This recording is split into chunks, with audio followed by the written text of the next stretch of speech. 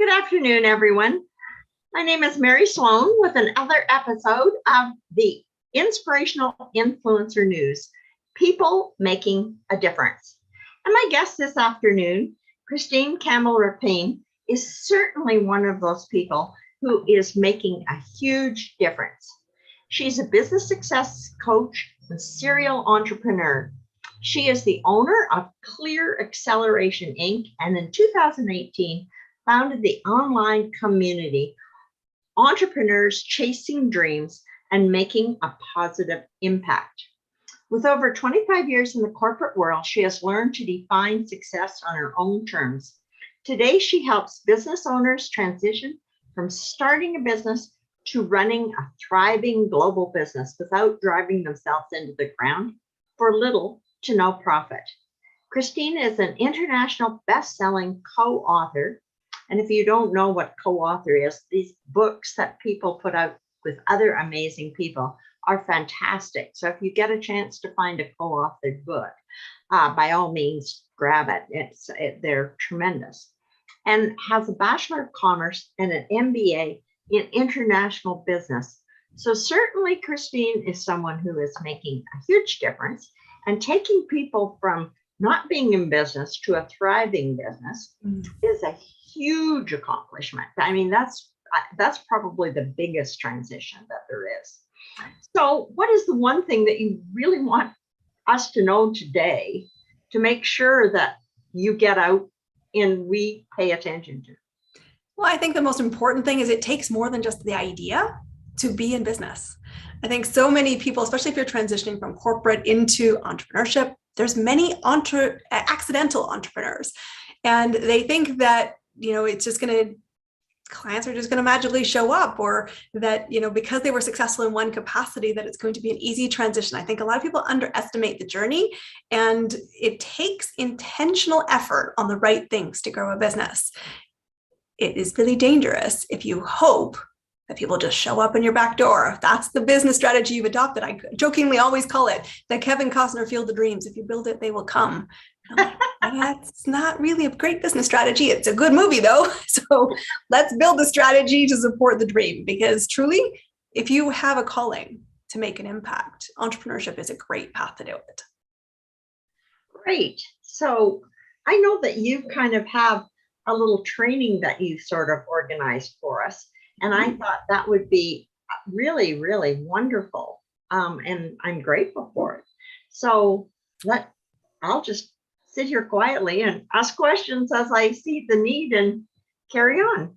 Sure. I think one of the first things we want to tackle is just that there's a really different mindset between being an employee, being a business owner, and being an entrepreneur. And I always think it's like a continuum. You don't necessarily, go directly in order.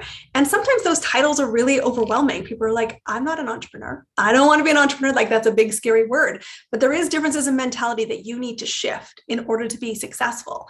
Because as an employee, you're looking for an hour work equals an hour pay, and you're expecting that someone else is going to pay for your training.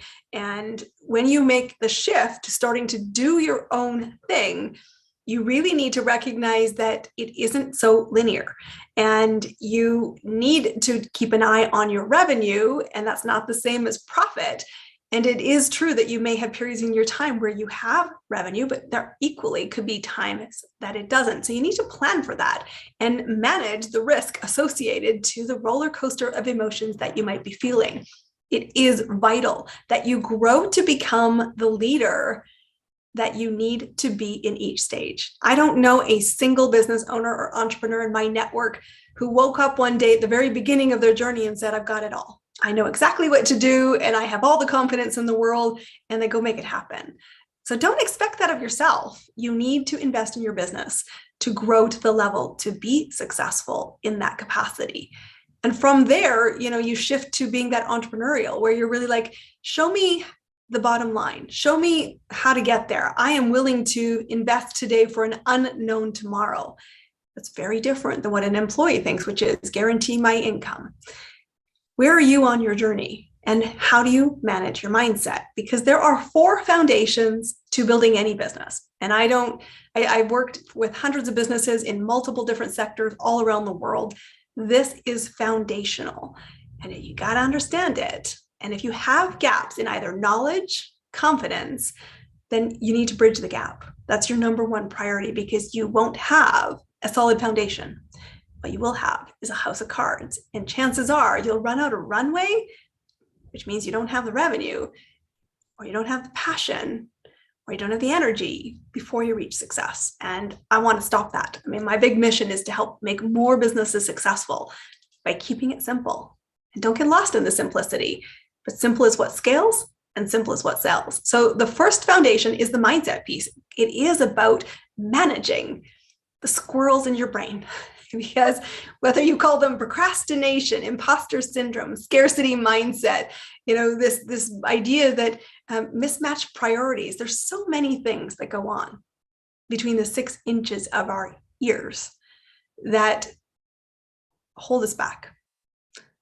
Imagine if, ... So many conversations go around your head that you never actually have, but they were sure interesting, and you had them more than once. The cure to managing those 6 inches is always action.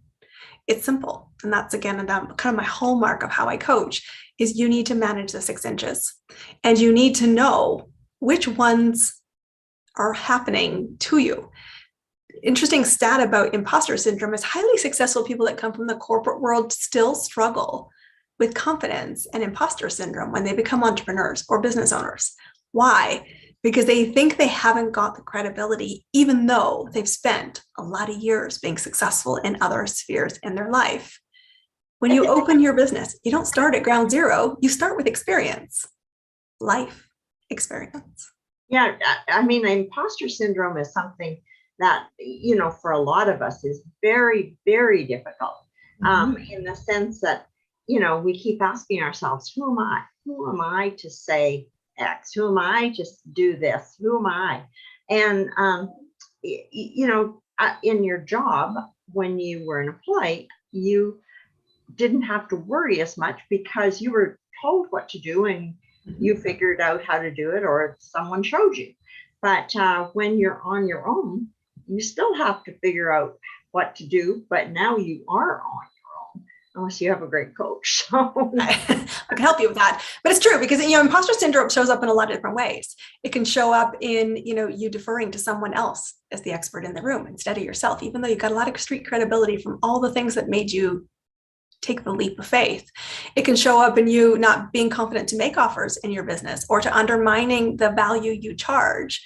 It can show up in the belief that you have to have it perfect before you start, or that, you've got to have somebody else's permission to make it happen. The interesting thing, there was a stat that said 70% of high achieving women, particularly, all suffer from imposter syndrome. And it is true when you make your first $5 as it is if you made your first 5 million. The head trash is the same, and you don't overcome it. It doesn't miraculously disappear. But what I will tell you is you start to see it and go, that's fear, false evidence appearing real. Do I want this? You have to have commitment in your vision that moves you past convenience, because the only cure for imposter syndrome is action. And the more you do something, that you create that habit builds your confidence, and that's actually when you start to see results. The biggest challenge when I see people transitioning into starting business is that you're a dabbler. I always jokingly call it, you're doing the hokey pokey in your business. You're 1 foot in, you're 1 foot out, you're 1 foot in, you're shaking things all about hoping something sticks. It's exhausting. It's exhausting and totally optional. You're doing this to yourself. So it is important to manage that mindset, see the clues when they're coming, and know that's a choice. The choice to come through it is action. The faster you can take action, the easier it is to keep momentum building, because through movement and action, you create momentum.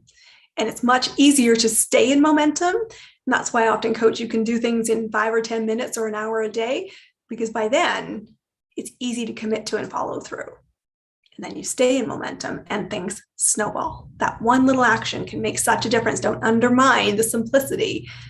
But imposter syndrome and managing the 6 inches between your ears is one of the first fundamentals you need to build in order to see success in anything, and especially in the life of a business owner.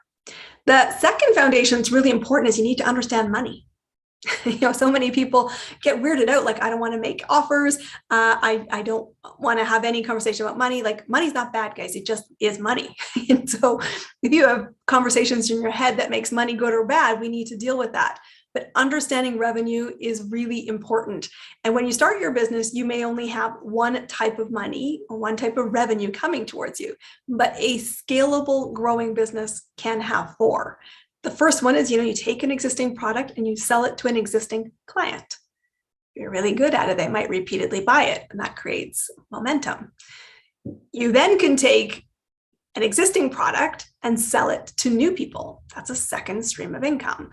You might get really lucky, and if your product is great, you might feel might refer them to you. Your new clients might be coming through referrals. That's brilliant. That's a great way. Word of mouth really moves your business. Those are the first two revenues. How do you create more? Well, you need to create new product.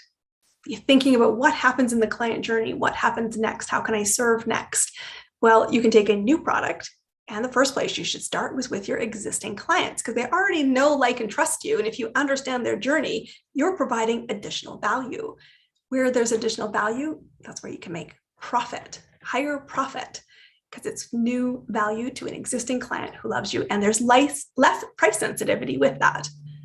The final one, of course, is the biggest challenge. The effort level goes up, and that's taking a new product to a new market.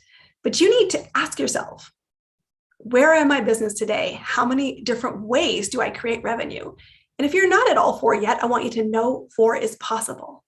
And you want to build strategy to maximize that revenue, because when you do have four streams of revenue, it means you do not have to work 100 hours a week for little to no money. And that wasn't the goal. Lots of people start businesses for, time and financial freedom. Great. But if it's simply doing more of what you've got, you'll exhaust yourself and run out of runway, because there isn't enough hours in the day. And so think about how to be smarter to create revenue. Well, and I think the bigger challenge even is, so what do I offer people? Because when you start business on your own, really, what do you offer people? And for a lot of people, especially coming out of corporate, where that's never been a problem, because they got into the corporation because they already had a product or lots of products or a line of products or whatever it might have been. And now all of a sudden they want to go in business for themselves. And it's like, okay, what are you going to offer? Yeah, that leads to the third block, which is a great question, because I think this is a common mistake. I think a lot of people think I should have the product first before I sell it. And I'm going to tell you, you got it backwards. And that's one reason why people struggle so hard. And that's that field of dreams. Like, if I build it, they will come. The first thing you need to do is build your audience. That's pillar number 3. You got to build your audience, because your audience will tell you what they need. And if you can respond to an audience that already has a demand, it's much easier to see success. And so when you're building your audience, and I do a whole 4-week group coaching program around this, it's an essential thing you need to learn. You need to recognize your business is going to be built on strangers. So you got to go make some new friends, my friends. How do you do that? More people, more ways, more often. You got to have an intentional strategy to sound unique, stand out from the sea of sameness, and spark their curiosity. Once you have friends, new friends, you're going to be really clear on focusing on so what's. Why does it matter to them? What's the problem they have? Why are you the right guide? You need to speak to a very small group of people who really see you and you see them to make success out of business. It's not serving everybody. That's why you're lost. So you figure out your so what's, you make friends with strangers, and then you do a really simple thing. You need to get into conversation with people. It is not about posting your stuff on social media. That's not how you grow a business. Yes, there's credibility that can be established through social media, but true revenue and true impact is created through conversation, because your audience will tell you what they need. And if you can dialogue with them and saying, if I created this and it delivers this, would that interest you? And they say no, you save yourself the effort of building all this thing that nobody wants to buy. Alternately, though, you can also say, if I built this and it solved you this and it provides this, and they're like, when is it available? Because I need it yesterday. Then you have confidence to go after it. And I think so often I see entrepreneurs and business owners when they first go into the business, not focused on their audience. They built a course. They hope that they can sell thousands of them. And nobody knows that they're a course writer or that they haven't got their value yet. So in pillar 3, it's you've really got to build your audience. It is about creating demand, establishing your credibility, and listening to your audience, because they will tell you exactly what product to offer. And you can gauge what price to offer, what length of service they need. And the best way to do that is not to guess. It is actually to ask. And I mean simple words. If it does this, is it of interest? How can I make it better? What is missing in the offer right now that you need to say yes? And can you build it? And if you can add it, build it. You will get yes. And the more yeses you get, and the more audience that shows up in your world and says, tell me what it's like to work with you, it'll take all the stress out of finding clients. So I'm curious, somebody coming out of corporate, which is your specialty, how do you help them build an audience? Great question. So I said I have a 4-week program that is really centered around this, and we talk you through 3 things. Number one, talk about how to go network and meet people, because we all as adults struggle to do that. And we want to make sure that when we go meet people, we're intentional with what we're delivering in our messaging. And I run a free workshop around that as well, which is about mastering your infomercial, because people don't care what your name is and they don't care about your business. They want to hear a story. So let's talk about stories. Second thing is, we do delve into the 3 so whats that drive your business. 1, why are you in business? Because you have to have a very clear why, or it will not move you past convenience, and you will run out of runway and go back into the corporate world, which is not a bad thing, but it is a real risk if you don't know why you're doing this. Second thing is you got to know what the problem is. And the problem is never the problem you think. It's deeper than the surface problem, because only a deep problem will move you forward. So I would say dig deeper, and we dig deeper in that workshop. The third thing is, why are you the bridge? You are not the solution, which is hard. We often think we're the solution. We are not. We're not the solution. We're the guide for our clients to have and find the solution for themselves. We're the thinking partner. We're the catalyst. We're the safe space to practice and learn new skills. Really important that you can help people understand, I recognize you're in a problem. I want you to know you don't need to stay here. When you're ready to move, I can help you. And you provide the roadmap, predictable steps for somebody to follow, and predictable steps that others in different and more clients can follow, because that creates social proof. And from that point, the third thing we look at is that whole number 2 pillar, which is the revenue piece. What are you going to offer? Because to have a conversation, you want to be attracting around some theme. It doesn't have to necessarily be completely buttoned down before you start talking, but you do want to have an idea. Where are you going? Who do you want to serve? What do they need? What is their pain? What is their goal? And we dig into that in that 4-week program, because through that, this is all built on an organic strategy. You don't need to spend, please don't buy your traffic, but also stop building traffic with roads with no traffic on them. You really need to be cultivating visibility, expert status, and confidence. And that comes through those 3 things. So that's what we really work through in a 4-week program. And that is a foundation piece. So with the goal through taking people through that course is you have a repeatable formula, roadmap, that if you keep doing it over and over again, guess what? People start to find you. You start to get known. And a certain group will like you, and a certain group will not. But the people who like you, respect you, see what you have to offer, start to ask you, tell me what it's like to work with you. Tell me more about what that means. I think I need help, or I share that problem. And these are all clue words that you're hearing in conversation. And then you remember always, which leads me to pillar 4, you decide when you make an offer. But if you're not making offers in your business, you have an expensive hobby. Because people won't trip over themselves and find your landing page and just drop thousands of dollars with you without a conversation. They won't. So the pillar number 4 is selling. You do need to sell in your business. And selling to me is like serving at the highest level. It's confidence that I know I have value. It's confidence I know I can deliver the value, guide you through the problem, be the bridge to the solution. And I want to keep it simple. You decide when you make an offer, and you make the offer really simple. And you make the offer based on what someone tells you they need. Because if you can serve what they need, the answer should be an easy yes. And too often we don't listen, and we make sales really complicated. But I will tell you, selling is essential, and you need to love it. Lots of early stage entrepreneurs don't want to do that. And everyone thinks that sales is somebody else's responsibility. And some people try to outsource it. I will tell you, the best person who will sell on your behalf is always you. So we need to learn that skill.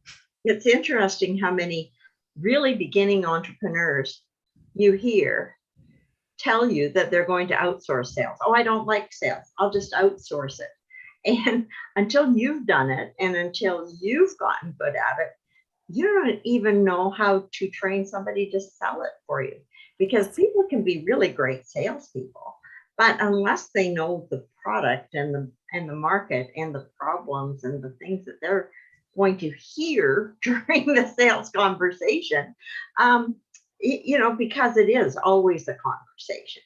And I think that that's the thing that makes people uncomfortable, because I think we've all been at the wrong end of someone who's a pushy salesman. Mm-hmm.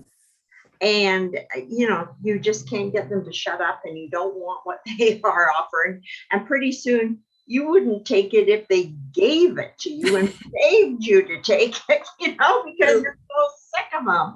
And having been there, I know for myself personally, that's the worst thing.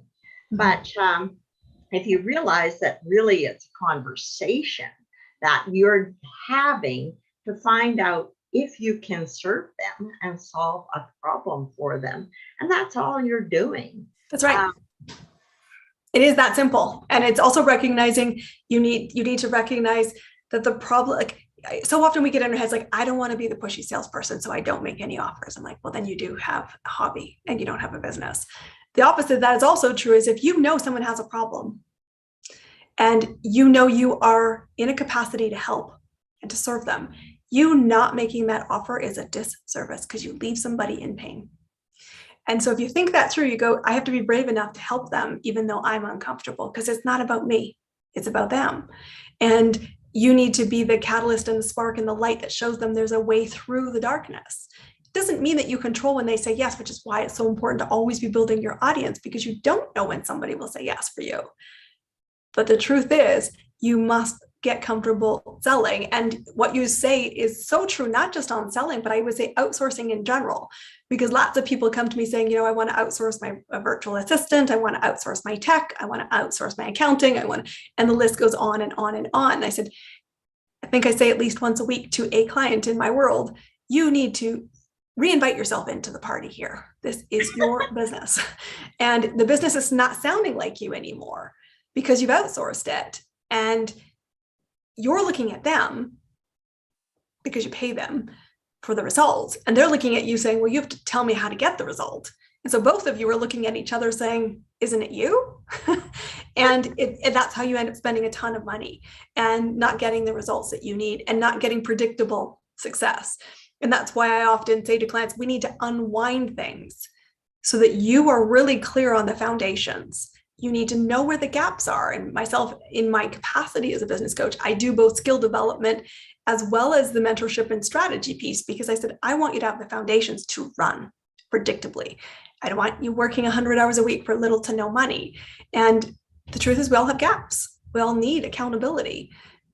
But moving that accountability will help your business more successful outcomes. And so I just constantly say to people, you will need support when you're growing, but doing it too early is a recipe for disaster, because I've watched so many people come to me in my world saying, well, I'm spending money for this. I'm like, how's that going? I don't know. I don't want to do it. I don't want to have the tough conversations. I'm like, yeah, I get they're not an employee of yours. In many cases, they're contractors, but you pay the bill. You need to have that conversation of expectations. They're looking for direction from you. And until you know it, you can't outsource it. And yeah, it might not be your expertise. You don't have to do it forever. But in the early stages, you do need to connect the dots. Well, and you're so right. I mean, you can't outsource, particularly sales, until you have done it yourself, because the salesperson doesn't know, and especially if what you're selling is something personal, like coaching or helping somebody go somewhere, do something. They don't know you. They don't know what your skills are, and they don't necessarily know your audience. So it's not like a widget, And they want you. I think this is one of the interesting things about my industry, the coaching industry in general, is, people, if I had someone sell on my behalf, they are still expecting me to be the person they're working with. And the first conversation about their fears and their concerns and their honesty starts in the sales conversation. It actually starts before that, and when I'm nurturing the relationship. But then I'm really aware of how to best serve you. And there's nothing worse. And, I see lots of people do saying, oh, I signed up for this coach and I got handed off to someone else. That's not what they wanted. They wanted you. They're looking for that touch, high impact, high results. And so I agree. The interesting conversation about outsourcing, I said, you need to keep sales simple, but you do need to be very clear with an ask. And you need to be listening to where there are gaps. If your offer isn't exactly what they need, tweak it, learn. Constant iteration. You are constantly iterating new things in your business. And I know I have tons of service offerings in my world that I never started thinking I needed to offer. But as I watched my clients struggle, as I watched businesses around me struggle, and as I watched people in my network struggle, I'm like, that's a skill we all need, and we don't have it yet. So maybe I can bring this into the mix. But that's also how I added a new revenue stream. That's also how I added an extension. I said, watch what I do, because all the things I coach, you see in my business, all of it. I live the walk. And that's an important thing when you're picking a service provider. And, you got to have somebody who's seen the good and the bad and talk about them both and own them both, because there will be seasons of challenge. There'll be seasons of great explosive growth, and truly success is on your own terms as a business owner. Nobody will do it for you. But it is true, get help and have good thinking partners. It will save you a headache. It will be so much faster, and hopefully make it a lot more fun. Because remember, this whole journey, I think, is about choosing life on your own terms and having fun. Bring fun back into the conversation. Don't build something you hate. Well, and when you say bringing fun, really in many respects, there's a lot of our coaching businesses that we can outsource, but sales would be the very worst part, because you want to interact with your potential clients and they want to interact with you, because it is a personal business. It's not selling a widget. It is a personal business, because you're going to be connected with them, and they do need to know that they want to connect with you and that they trust you. And so it's that's just something that you can't outsource. And so you need so recognize that and take the lump if it swallows hard down your throat, and then say, I must learn the skill, and learn from a skill for somebody that you admire in how they sell. And I said, I never feel like I'm selling, and I don't make offers to everybody, but I'm here to serve you regardless. But my type of business is, I am choosing to spend a significant amount of time with you, and you are with me too. So we said people aren't going to make those kind of big decisions without conversation. So my number one goal, more conversations, meet more people. Business is simpler than you think. And at the same time, you must have foundations of success and manage your mind every day. 12 times a day, 100 times a day. Yeah, it's like every 3 minutes, manage your mind. Sometimes. It's kind of like have conversations. And if you don't think of it as selling, because it's not really, it's determining if in fact you have something of value to offer. And if so, offer it. The pain they feel is real. So I think you've done a brilliant job of outlining this. And sadly, we're running out of time. Oh God, I hate it when our show runs out of time. But that is the kind of show that we have. So is there something you really want to leave people with before we wrap this up? Yeah, I'm just going to say, get help. And that can be free resources. It can be paid resources. But a great thing I do is I do offer free workshops on storytelling and networking. That's a fundamental skill you'll need. So come along, join one of the free workshops. You can find it on my event page. And my website is my name, ChristineCampbellRapin.com. Sounds perfect. Thank you so much. Really appreciate it. Thanks, Mary.